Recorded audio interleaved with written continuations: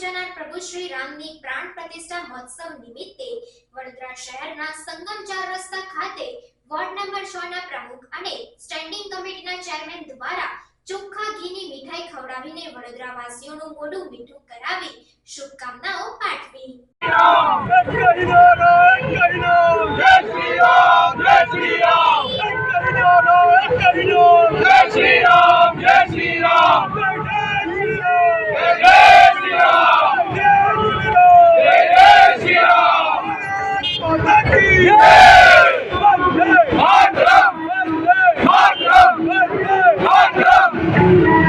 વર્ષ પૂર્ણ થયા બાદ વડાપ્રધાન નરેન્દ્રભાઈ મોદી દ્વારા અયોધ્યામાં પ્રભુ શ્રી રામની પ્રાણ પ્રતિષ્ઠા મહોત્સવ યોજાવા જઈ રહ્યો છે। તેના અનુસંધાને વડોદરા શહેરના સંગમ 4 રસ્તા ખાતે વોર્ડ નંબર 6 ના પ્રમુખ મોરેશ્વર ઇંગલે દ્વારા અને સ્ટેન્ડિંગ કમિટીના ચેરમેન ડોક્ટર શીતલ મિસ્ત્રી દ્વારા 108 કિલો ચોખ્ખા ઘીની મીઠાઈ ખવડાવીને મોઢું મીઠું કરી શ્રીરામની ધૂન કરી વડોદરાવાસીઓને શ્રી રામ ભગવાનની પ્રાણ પ્રતિષ્ઠા મહોત્સવની શુભકામનાઓ પાઠવી હતી।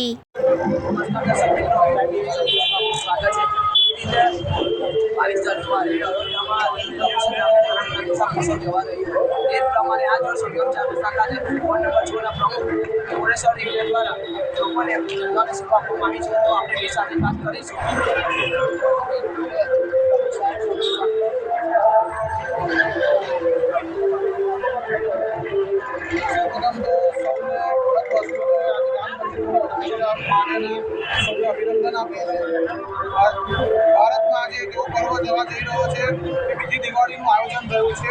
आज आयोजनना अंशरूपे समुद्रनी अंदर एक टीपू होय एवी रीते अमे आज वोर्ड नंबर 6 तरफथी अमारा मित्रों साथे साथी मित्रों साथे राम भगवाननी भव्य उजवણીને માટે સૌ કોઈ અમારા હિન્દુ ભાઈઓ અને સનાતન મિત્રોની સાથે તેમનું મોઢું મીઠું કરાવીને પ્રસાદનું વિતરણ કરી રહ્યા છે।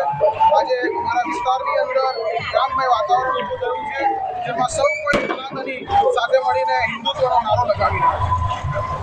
જય શ્રી રામ। વોર્ડ નંબર 6 આખી ટીમ તમારી આવી છે અને સેવા આપવામાં આવી છે, તો કેટલી તમારી આખી ટીમ આવી છે?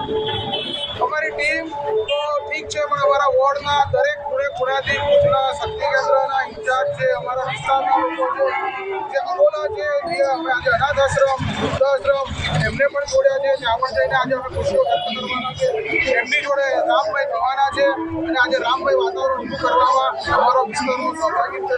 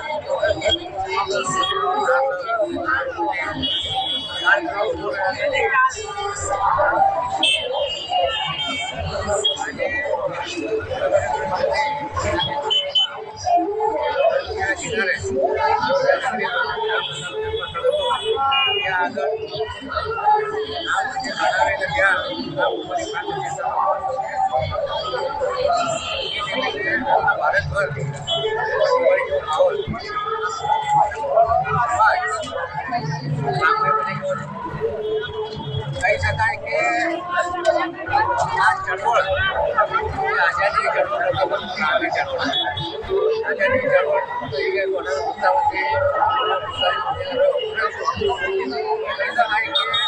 રામ મંદિર કિનારે તમામ રામ પ્રતિષ્ઠા ત્યાંથી હતી ત્યારે રામચંદ્ર જન્મસ્થળ પોણા 2 લાખ નીકળી ગયા હતા અને એમની ગરદન કાપીને એમના પછી